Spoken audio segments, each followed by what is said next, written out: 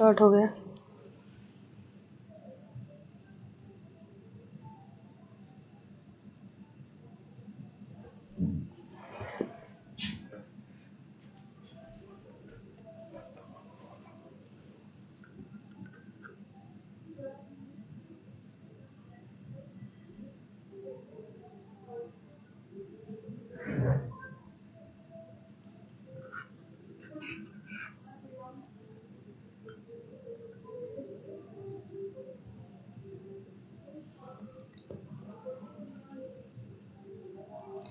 नमस्कार, आप सभी को बहुत बहुत स्वागत है आपका चैनल संकल्प एकेडमी पर। आज के इस वीडियो सेशन में हम बात करने वाले हैं यूजीसी नेट हिंदी इकाई 3 के बारे में। यूजीसी नेट यानी कि जिसे अब एनटीए कराता है, एनटीए नेट भी आप इसको बोल सकते हैं या फिर यूजीसी नेट भी बोल सकते हैं। ठीक है, तो इस पे हम आज बात करने वाले हैं काव्य शास्त्र के टॉपिक पर। इसके अंतर्गत ये इकाई 3 में आता है और यहाँ पर जो हमारा आज का मुख्य टॉपिक है वो है काव्य शास्त्र। काव्य शास्त्र के अंतर्गत हमने कुछ चीज़ें यहाँ पर डिस्कस की हैं इसके पहले की वीडियोज में, और अभी हम यहाँ पर काव्य हेतु के बारे में चर्चा करने वाले हैं। काव्य हेतु, हेतु का अर्थ यानी कि कारण। काव्य हेतु का अर्थ यानी काव्य का कारण। कल हमने लक्षण के ऊपर बात की थी और आज हम कारण के ऊपर यहाँ पर बात करने वाले हैं। तो ये सब जो विशेष विशेष बिंदु हैं वो मैं आपके लिए लेकर के आई हूँ, क्योंकि ये नेट के पाठ्यक्रम में काव्य शास्त्र के अंतर्गत दिए गए हैं। ये सारे टॉपिक जो छोटे छोटे दिए गए हैं, इन सभी को हम वीडियो वाइज यानी कि डे वाइज जो है इसको यहाँ पर डिस्कस करेंगे। और आप सभी जानते हैं कि ये सभी वीडियोज जो भी हैं आपके अभी जितने भी हिंदी से संबंधित प्रतियोगी परीक्षाएं होती हैं उनमें काव्य शास्त्र तो लगा ही होता है, तो उन सभी के लिए उपयोगी है। आप ऊपर जैसे कि देख कर आए होंगे थंबनेल, तो आपके लिए बहुत ज़्यादा जो है मैटर यहाँ पर एक साथ डिस्कस किया जा रहा है। और जब भी ये मैटर डिस्कस हो जाएगा यानी कि ये टॉपिक क्लियर हो जाएगा तभी हम इसकी प्रैक्टिस भी करवाएंगे। लगभग 100 क्वेश्चन काव्य शास्त्र पर, और वो संपूर्ण क्वेश्चन जो होंगे वो आप सबकी पूरी तैयारी को यहाँ पर टेस्ट करने के लिए होंगे। चलिए अब शुरू करते हैं। अभी हमारा फिलहाल पहला पॉइंट है कि हेतु का तात्पर्य कारण से है, यानी कि हेतु का मतलब ही होता है कारण। तो काव्य का कारण यानी कि काव्य हेतु। अब इस पर हमें कुछ चीज़ें यहाँ पर मिली हुई हैं जो कि हमने संग्रहित की हैं, और ये आप देख सकते हैं कहा गया कि काव्य हेतु का ये दूसरे नंबर का पॉइंट है कि काव्य हेतु का अभिप्राय काव्य की रचना के लिए आवश्यक कारणों से है, अर्थात काव्य के सृजन के लिए किन तत्वों का होना जरूरी है। यानी कि काव्य में कई सारे तत्व होते हैं, तो आवश्यक यानी कि काव्य की रचना के लिए जो आवश्यक कारण होते हैं उनके लिए, अर्थात काव्य के सृजन के लिए, काव्य जब भी कुछ लिखा जाता है तो उसके सृजन के लिए किन तत्वों का होना जरूरी है, ये काव्य हेतु जो है वो डिसाइड करता है। यानी कि जो हेतु है ये डिसाइड करता है कि क्या क्या उसमें होगा। तो इस तरह से काव्य हेतु का अभिप्राय ये हुआ। अगला पॉइंट देखेंगे जो कि है काव्य हेतु को काव्य की उत्पत्ति के कारण के रूप में समझा जा सकता है। यानी कि जो काव्य की उत्पत्ति के कारण के रूप में कि किस प्रकार काव्य की उत्पत्ति हुई है। जैसे कोई कवि कोई कल्पना करता है तो वो अपने सामाजिक परिदृश्य को देखते हुए ही तो कल्पना करता है। कहते नहीं है कि साहित्य जो है वो समाज का दर्पण है और जहाँ न पहुँचे रवि वहाँ पहुँचे कवि। तो इस प्रकार की जो धारणाएं बनी हुई हैं वो यूं ही नहीं बनी हुई है, उनमें कहीं न कहीं कोई हेतु कोई न कोई कारण छिपा हुआ होता है, और इन्हीं को हमारे काव्य शास्त्री आचार्यों ने उन्हें काव्य हेतु के अंतर्गत रखा है। कुछ विद्वानों के अनुसार यहाँ पर हम इसको समझने का प्रयास करते हैं कि बाबू गुलाब राय ने कहा, इनके अनुसार हेतु का अभिप्राय उन साधनों से है जो कवि की काव्य रचना में सहायक होते हैं। यानी कि इन्होंने कहा कि जैसे कोई परिस्थिति, कोई कवि रचना कर रहा है तो उसके लिए सबसे ज़्यादा इम्पोर्टेंट, सबसे ज़्यादा हेतु उसका क्या होगा, वो होगी कोई परिस्थिति, कोई मनोदशा, कोई भाव। ठीक है, तो ये सब चीज़ें जो हम महसूस करते हैं, जो कि भाव होते हैं या कोई मनोदशा उस तरह से होती है जो जिस पर कवि जो है अपनी लेखनी चलाता है, अपनी कलम चलाता है, तो उसे बाबू गुलाब राय ने क्या माना है कि उन साधनों से अभिप्राय है हेतु का कि जो काव्य रचना में सहायक होते हैं। तो इस प्रकार से बहुत सामान्य से शब्दों में, सरल शब्दों में यहाँ पर काव्य हेतु को गुलाब राय के अनुसार हमने समझा है। इसके आगे हम बात करेंगे अगले पॉइंट पर। संस्कृत काव्य शास्त्र में मुख्यतः 3 काव्य हेतुओं को माना गया है। एक प्रतिभा जिसको शक्ति भी कहते हैं, और दूसरा व्युत्पत्ति, और तीसरा अभ्यास।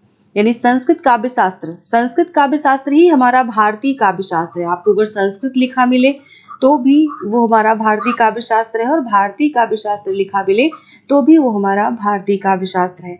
या यहाँ पर जो है आपको साहित्य शास्त्र भी लिखा मिल सकता है, संस्कृत साहित्य शास्त्र, भारतीय साहित्य शास्त्र।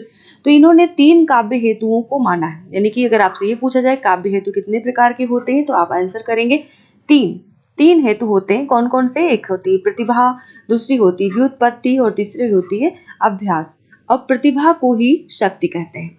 ठीक है, तो ये जो है यहाँ पर संस्कृत के आधार पर, संस्कृत के काव्य शास्त्र या आचार्यों के आधार पर इसे मुख्य रूप से 3 हेतुओं को माना गया है। अब हम इसे यहाँ पर कुछ एक सारणी के आधार पर समझते हैं। आप इसको देखिए, यहाँ पर कुछ प्रस्तोता आचार्य दिए गए हैं, जिन्होंने प्रस्तोता आचार्य यानी कि प्रस्तुत करने वाले आचार्य और काव्य हेतु कि इन्होंने कौन कौन से काव्य हेतु को किसने किसने माना है। तो इसे समझने के लिए सबसे पहले हम यहाँ पर नंबरिंग कर लेते हैं कि कौन कौन से जो है कॉलम पर हम जाना है, क्योंकि रिपीटेड हो जाएगा, इसलिए हम पहले यहाँ पर नंबरिंग कर लेते हैं, इसके आगे बढ़ेंगे। ठीक है, तो भामा की बात करें, पहले पॉइंट पर है भामा। इन्होंने जो काव्य हेतु माना वो है इनका प्रतिभा, यानी कि प्रतिभा काव्य हेतु को इन्होंने माना है। इस वाली लाइन को यहीं पर समझिएगा। फिर इसके बाद दंडी आए, और दंडी ने काव्य हेतु जो माना, उन्होंने क्या माना? इन्होंने माना प्रतिभा, शास्त्र ज्ञान और अभ्यास। यानी आपने ऊपर जो भी पढ़ा है ना, प्रतिभा, व्युत्पत्ति और अभ्यास, ये सब चीजें तो बाद में निकल के आई हैं कि मुख्य रूप से किसे माना जाए, लेकिन इसके पहले यहाँ पर ये सारे द्वंद्व चले हैं। लोगों ने अलग अलग तरीके से माना है, यानी आचार्यों ने अलग अलग तरीके से इसको माना है। अब यहाँ बात करें रुद्रट और कुंतक ने, इन दोनों ने ही माना है किसे? तो इन्होंने माना है शक्ति, व्युत्पत्ति, अभ्यास लोक, जिसे लोक व्यवहार भी कहते हैं, और विद्या और प्रकीर्ण। इस प्रकार से आपसे यहाँ पर यह प्रश्न पूछा जा सकता है कि विद्या या प्रकीर्ण को काव्य हेतु किसने माना है। यहाँ पर आप ध्यान से देखें, ये काव्य हेतु है, जितने भी इसके नीचे दिए गए ये सारे के सारे काव्य हेतु हैं। ठीक है, तो ये सभी जो है वो किसके आधार पर किसने किसने इसमें से क्या माना है। तो यहाँ से ये क्वेश्चन बनेंगे, और मुझे उम्मीद है कि आप इस ग्राफ को देखने के बाद इसे कभी नहीं भूलेंगे। जैसे शक्ति की बात करें अभी हम, तो ऊपर हमने पढ़ा था ऊपर वाले बिंदु में कि शक्ति का मतलब प्रतिभा होता है, यानी प्रतिभा को ही विद्वानों ने शक्ति बोला है। ठीक है, तो शक्ति, व्युत्पत्ति, अभ्यास, ये 3 तो थी ही जो हम लोग पढ़ रहे थे। उसके अलावा इन्होंने क्या कहा कि लोक व्यवहार, यानी कि लोक विद्या, जो लोक विद्या है, लोक विद्या को इन्होंने लोक व्यवहार कहा, और प्रकीर्ण, इन 2 चीजों को यहाँ पर नया जोड़ा है। तो कुल मिलाकर के यहाँ पर इनके अनुसार हो गई 5, यानी कि काव्य हेतु इन्होंने 5 माने, रुद्रट और कुंतक ने। अब हम बात करें वामन और जयदेव की, तो इन्होंने क्या माना है? इन्होंने माना है मूल प्रतिभा, जिसे कि मूल प्रतिभा एक ही माना है इन्होंने, और इसके अंतर्गत आती है व्युत्पत्ति, अभ्यास और सहायक, यानी कि अभ्यास सहायक, 2 यहाँ पर आएंगे। यानी कि मूल प्रतिभा एक ही काव्य हेतु इन्होंने माना है, जिसके अंतर्गत हम समझेंगे व्युत्पत्ति को और अभ्यास सहायक। तो इस तरह से वामन और जयदेव के द्वारा दिया गया ये काव्य हेतु है। इसके बाद बात करेंगे 5 नंबर पर मम्मट की। तो मम्मट ने क्या कहा? इन्होंने माना है शक्ति, यानी कि प्रतिभा, निपुणता और अभ्यास। इस तरह से 3 जो है इन्होंने माना है मम्मट ने। हेमचंद्र की बात करें तो हेमचंद्र ने केवल प्रतिभा को माना है, यानी कि ये भी प्रश्न बन सकता है कि केवल प्रतिभा को मानने वाले कितने लोग हैं। तो केवल प्रतिभा को हेमचंद्र ने माना है, जगन्नाथ ने माना है केवल प्रतिभा को, ये जगन्नाथ, और ऊपर आप देख सकते हैं पहले नंबर पर यहाँ पर भामा ने माना है प्रतिभा, यानी कि सिर्फ जो है प्रतिभा को 3 लोगों ने माना है, और केवल प्रतिभा को ही काव्य हेतु माना है इन प्रस्तोता आचार्यों में से, जिसमें से भामा, हेमचंद्र और जगन्नाथ, ये 3 आते हैं। और इसके बाद अगर बात करें तो अब जो मुख्य है प्रतिभा, व्युत्पत्ति और अभ्यास, इसे इन तीनों को किसने किसने माना है?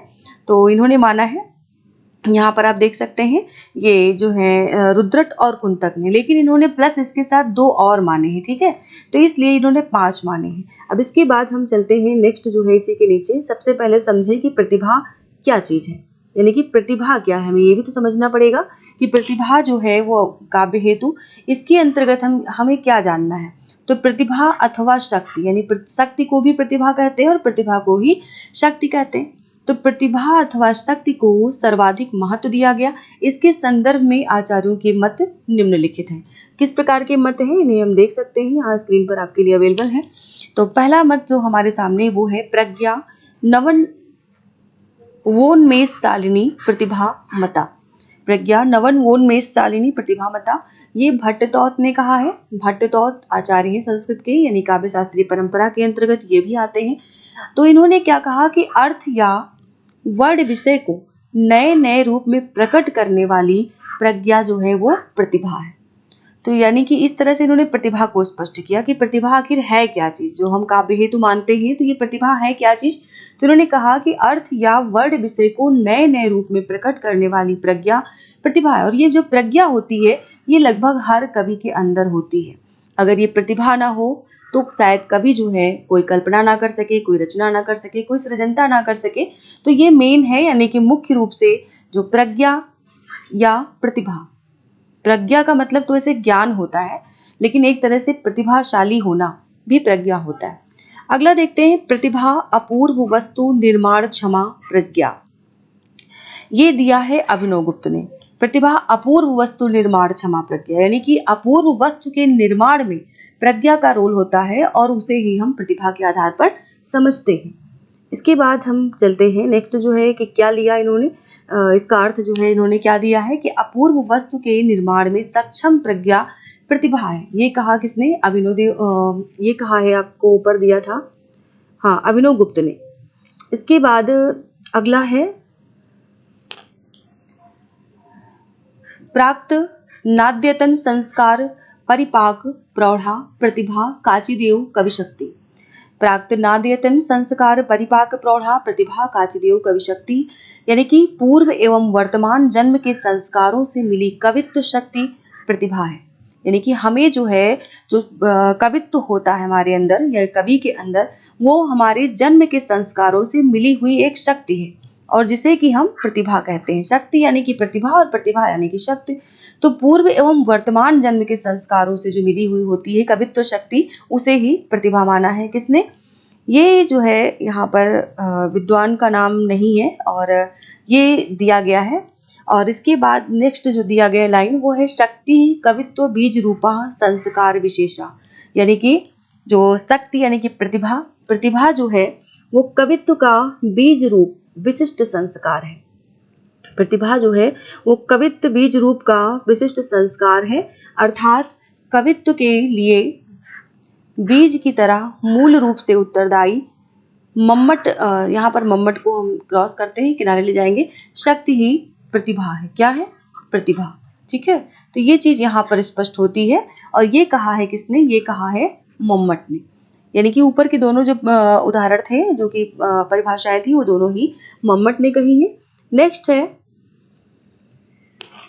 सा, यानी कि प्रतिभा के बारे में कहा गया है कि सा काव्य घटनानुकूल शब्दोपस्थिति, ये कहा है जगन्नाथ ने। इनका मतलब है कहने का कि काव्य रचना यानी कि अनुकूल शब्दार्थों की उपस्थिति, सृजन क्षमता के ही को ही प्रतिभा कहते हैं। ये कहा है पंडित राज जगन्नाथ ने कि जो काव्य रचना है वो अनुकूल शब्दार्थों की उपस्थिति होती है, सृजन क्षमता के ही को ही प्रतिभा कहते हैं, इन्होंने ये माना है। इसके बाद हिंदी विद्वानों में भी यहाँ पर रामचंद्र शुक्ल का नाम आ रहा है कि रामचंद्र शुक्ल ने प्रतिभा को अंतःकरण की उद्भावित क्रिया के रूप में व्याख्यायित किया है। यानी कि हमारे अंतःकरण यानी कि हृदय में एक क्रिया जो उद्भावित होती है और वो क्रिया जो है वो प्रतिभा है। यानी कि जो भी हमारे हृदय में जो भी कुछ क्रिया के रूप में उद्घटित होता है वो सब जो है प्रतिभा है और इसे रामचंद्र शुक्ल ने इस आधार पर व्याख्यायित किया। इसके बाद हम देखते हैं विभिन्न आचार्यों ने प्रतिभा के भेद इस प्रकार से किए हैं और यहाँ पर आप देख सकते हैं विभिन्न आचार्यों ने प्रतिभा के भेद इस प्रकार से किए हैं। यहाँ पर ये अभ्यास जो लिखा है गलत लिखा है, इसको नजरअंदाज करें। रुद्रट ने माना है दो प्रकार के भेद प्रतिभा के, एक है सहजा और एक है उत्पाद्य। यानी अभी हम काव्य हेतु की बात कर रहे थे तो हमने क्या पढ़ा, हमने पढ़ा प्रतिभा व्युत्पत्ति और अभ्यास। ठीक है, इस तरह से हमने पढ़ा। अब हम प्रतिभा की जब बात कर रहे हैं तो प्रतिभा के भी भेद माने गए हैं। रुद्रट ने माना है पहला भेद सहजा और दूसरा माना है उत्पाद्य। सहजा किसे कहें कि सहजा पूर्व जन्म के संस्कारों से प्राप्त प्रतिभा है, तथा उत्पाद्य जो है उससे तात्पर्य है कि इस जन्म में अर्जित प्रतिभा से है। यानी कि हम जो इस जन्म में उत्पाद करते हैं, यानी कि उत्पत्ति करते हैं अपनी प्रतिभा को, या अपनी इस जन्म में अर्जित जो हम ज्ञान, जिसको हम प्रतिभा कहते हैं, शक्ति को प्रतिभा कहते हैं, तो वो जो अर्जित शक्ति है हमारी, उससे तात्पर्य प्रतिभा है। और सहजा जो कि हमारे पूर्व जन्म के संस्कारों से प्राप्त होती है, जिससे हम प्रतिभा कहते हैं। ये रुद्रट के अनुसार माना गया कि सहजा और उत्पाद्य ये प्रतिभा के दो भेद होते हैं। इसके बाद राजशेखर ने क्या माना है, तो राजशेखर ने माना प्रतिभा के दो भेद, एक कार्यत्री एक भावित्री। कार्यत्री और भावित्री, कार्यत्री का संबंध कवि से तथा भावित्री का संबंध सहृदय या पाठक से है। जो कवियों की रचनाओं को पढ़ते हैं उन्हें सहृदय बोलते हैं, या सामान्य रूप से अर्थ में उनको पाठक बोलते हैं। तो राजशेखर के अनुसार आपसे प्रतिभा के भेद पूछे जा सकते हैं, तो ये आप ध्यान रखें, कार्यत्री और भावित्री प्रतिभाएं हैं। कार्यत्री का संबंध कवि से होता है और भावित्री का संबंध सहृदय से होता है, यानी कि जो कवियों के भाव को समझे वो सहृदय है और वो भावित्री के अंतर्गत आएगा। हेमचंद्र ने भी दो जो है प्रतिभा के भेद माने, एक माना सहजा और एक माना औषधिकी। और रुद्रट द्वारा किए गए भेद का ही रूप है एक तरह से। सहजा जन्म से संबंधित है, तो औषधिकी जो है संबंध इसका है श्रम से। सहजा का जन्म से यानी कि पूर्व जन्म से, यहाँ पर सिर्फ जन्म से नहीं बल्कि पूर्व जन्म से संबंधित है, तो जो औषधिकी का संबंध है वो श्रम से है। अब इसके बाद हम देखते हैं व्युत्पत्ति क्या चीज होती है। तो व्युत्पत्ति के बारे में यहाँ पर कुछ हमारे पास तथ्य हैं कि विभिन्न काव्यों, शास्त्रों और लोक व्यवहार से प्राप्त किए गए ज्ञान को व्युत्पत्ति कहते हैं। यानी कि जो शास्त्रों के माध्यम से, लोक व्यवहार के माध्यम से, काव्यों के माध्यम से जो ज्ञान प्राप्त होता है, उस ज्ञान को यानी कि प्राप्त किए गए ज्ञान को क्या कहेंगे, व्युत्पत्ति कहेंगे। इसी से इसका अर्थ बहुज्ञता भी लिया जाता है। व्युत्पत्ति का एक अर्थ बहुज्ञता के रूप में भी लिया जाता है। राजशेखर की माने तो राजशेखर के अनुसार उचितानुचित विवेको व्युत्पत्ति, यानी उचित अनुचित का विवेक ही व्युत्पत्ति है। उचित अनुचित का विवेक ही व्युत्पत्ति है। अब हम अभ्यास को समझते हैं। अभ्यास क्या चीज है इस काव्य हेतु के अंतर्गत। तो राजशेखर ने इसे स्पष्टता परिभाषित किया है कि निरंतर प्रयास करते रहना ही अभ्यास है। एकदम सामान्य से शब्दों में अगर हम इसको समझें तो हमारे कहने का मतलब कि प्रयास करना ही होता है, लेकिन निरंतर शब्द यहाँ पर जोड़ा गया है कि बार बार बिना रुके प्रयास करना। जैसे बहुत से लोग जो है पढ़ाई तो बहुत अच्छी कर लेते हैं लेकिन उसका अभ्यास नहीं करते, निरंतरता से अभ्यास नहीं करते, तो कहीं ना कहीं उन्हें जो है मुंह की खानी पड़ती है। तो मतलब कहीं ना कहीं कोई नुकसान हो जाता है। सॉरी, मैं शायद गलत शब्द का प्रयोग मैंने कर दिया, उसके लिए माफ़ी चाहती हूँ। लेकिन एक मुहावरा है और इस तरह के अर्थों को जो अपने में समाहित किए होता है। आचार्य मंगल ने इसे काव्य का मूल हेतु माना है। किसे? अभ्यास को। आचार्य मंगल जो है इन्होंने अभ्यास को काव्य का मूल हेतु माना है। अब हम पाश्चात्य काव्य हेतु पर बात करें तो पाश्चात्य काव्य हेतु के अंतर्गत क्या क्या माना गया है। तो अरस्तु और होरेस ने अनुकरण को काव्य हेतु माना है। अनुकरण यानी कि किसी के द्वारा किए गए कार्य को पीछे से सीखने वाला या उसी की तरह उतार के करने वाला। तो अनुकरण करना यहाँ पर, यह ग्रहित करना। ठीक है, तो अरस्तु और होरेस ने अनुकरण को काव्य हेतु माना है। इसके बाद चलते हैं नेक्स्ट पेज पर। कांट और हीगेल, कांट और हीगेल ये सब पाश्चात्य जो है काव्य शास्त्री हैं। तो सौंदर्य प्रेम, आत्म प्रदर्शन और अनुकरण को यहाँ पर काव्य हेतु माना गया। यानी कि जब हम संस्कृत में बात करते हैं, संस्कृत काव्य शास्त्र की, भारतीय काव्य शास्त्र के अंतर्गत, तो हम प्रतिभा, व्युत्पत्ति और अभ्यास को काव्य हेतु के अंतर्गत जानते हैं, जिसमें से कुछ अलग अलग विद्वानों के द्वारा कुछ अलग अलग शब्द भी मिलते हैं। कोई शक्ति मानता है तो कोई केवल प्रतिभा मान रहा है, तो कोई प्रकीर्ण को भी मान रहा है। तो इस तरह से अलग अलग मिलते हैं, लेकिन यहाँ पर बिल्कुल अलग आपको देखने को मिलेगा। यानी कि फ्रायड का अभुक्त काम की प्रेरणा है, इन्होंने काव्य हेतु माना है। और इनका मानना है कि जो भी काव्य रचा जाता है उसमें काम की प्रेरणा ही होती है। काम यानी कि इसको अगर शब्द करें तो प्रेम की ही प्रेरणा होती है। और जो मनुष्य एक दूसरे के अंतर्गत, स्त्री और पुरुष के बीच का जो प्रेम होता है, उसे यहाँ पर काम शब्द से प्रस्तुत किया गया है। तो अभुक्त काम की प्रेरणा जो है वो काव्य का हेतु फ्रायड के अनुसार माना जाता है। सौंदर्य प्रेम, आत्म प्रदर्शन और अनुकरण ये कांट और हीगेल ने माना है। अरस्तु ने सिर्फ अनुकरण को माना है। एडलर ने क्या माना है? एडलर ने माना है मानव की चिरंतन हीनता, ग्रंथ के निराकरण की प्रवृत्ति और अहम की स्थापना। तो इस तरह से एडलर ने इतने सारे काव्य हेतु माने यहाँ पर। और युंग यहाँ पर है। युंग के आधार पर इन्होंने जीवन इच्छा को, यानी कि जीवन जीने की इच्छा को काव्य हेतु माना है। यानी इनके अनुसार जो काव्य हेतु होता है, कवि जो रचनाएं करते हैं उनके अंदर जीवन जीने की इच्छा होती है, इसीलिए वो काव्य रचना करते हैं। तो काव्य हेतु को यहाँ पर इन्होंने इस प्रकार से स्पष्ट किया है। तो हमने इस वीडियो में संस्कृत साहित्य के काव्य शास्त्र के आचार्यों के द्वारा दिए गए काव्य हेतु और पाश्चात्य विचारकों के द्वारा, विचारक नहीं बल्कि काव्य शास्त्रियों के आधार पर दिए गए काव्य हेतुओं पर चर्चा की है। अगर हम भारतीय काव्य शास्त्र की बात करें तो इस पे जो मूल हम यहाँ पर सीख रहे हैं वो है हमारा इसमें प्रतिभा, व्युत्पत्ति और अभ्यास। ये जो है 3 हमारे भारतीय काव्य शास्त्र के अंतर्गत आते हैं। और इसी काव्य हेतु में जब हम पाश्चात्य में जाएंगे तो इसमें हमें अनुकरण मिलेगा। अनुकरण, जीवनेच्छा है, आदि आदि। ठीक है, तो इस तरह से हम जो हमें हमारे जो आधार पर यहाँ पे भारतीय काव्य शास्त्र के अंतर्गत जो पूछे आते हैं उनमें प्रतिभा, व्युत्पत्ति, अभ्यास और प्रतिभा के भी 2 भेद जो पूछे जाते हैं, यानी कि सहजा और उत्पाद्या। ये किसने किसने माना है और सहजा का क्या मतलब है, उत्पाद्या का क्या मतलब है। यहाँ पर एक क्वेश्चन और बनता है कि राजशेखर ने प्रतिभा का क्या जो है माना है भेद। तो राजशेखर ने माना है, एक तो माना है कार्यत्री और एक माना है भावयित्री। तो इस तरह से इन्होंने राजशेखर ने माना है। तो ये चीज़ें आपको ध्यान रखनी है। इसके साथ ही हम बात करेंगे, अगर आपको हमारे व्हाट्सएप ग्रुप से जुड़ना है तो डिस्क्रिप्शन में आपको ये व्हाट्सएप नंबर वहाँ पर दिया गया है, शो हो रहा होगा। इससे आप हमारे व्हाट्सएप पर जुड़ सकते हैं, व्हाट्सएप ग्रुप पर जुड़ सकते हैं। और आप के लिए जो हम वीडियो यहाँ पर डालते हैं वो उसका हो सकता है नोटिफिकेशन न मिलता हो, या हो सकता है कि आप जो है उस टाइम पर नहीं देख रहे होते हैं तो बाद में यूट्यूब उसको नहीं सजेस्ट करता है। तो यहाँ पर आपको उस ग्रुप में जुड़ने से एक लाभ तो ये होगा कि आप कभी भी कोई भी वीडियो प्ले करके देख सकते हैं। और जो भी वीडियो डाली जाती है सबसे पहले हम वहीं पर इसको भेजते हैं, यानी कि ग्रुप में ही शेयर करते हैं। कल ही मैंने ये ग्रुप बनाया है। मैंने सोचा कि मैंने अपना कोई जो है लिंक नहीं दिया है आप लोगों से कांटेक्ट का, तो ये जो है मैंने व्हाट्सएप ग्रुप कल बनाया है जो कि है 9473642730। इस पर आप डिस्क्रिप्शन में इसको देखेंगे, व्हाट्सएप ग्रुप का लिंक वहाँ पर दिया गया है, वहाँ से आप सीधे जुड़ सकते हैं और अपनी जो भी कुछ सवाल हैं वो इस वीडियो के कमेंट सेक्शन में ज़रूर लिखें।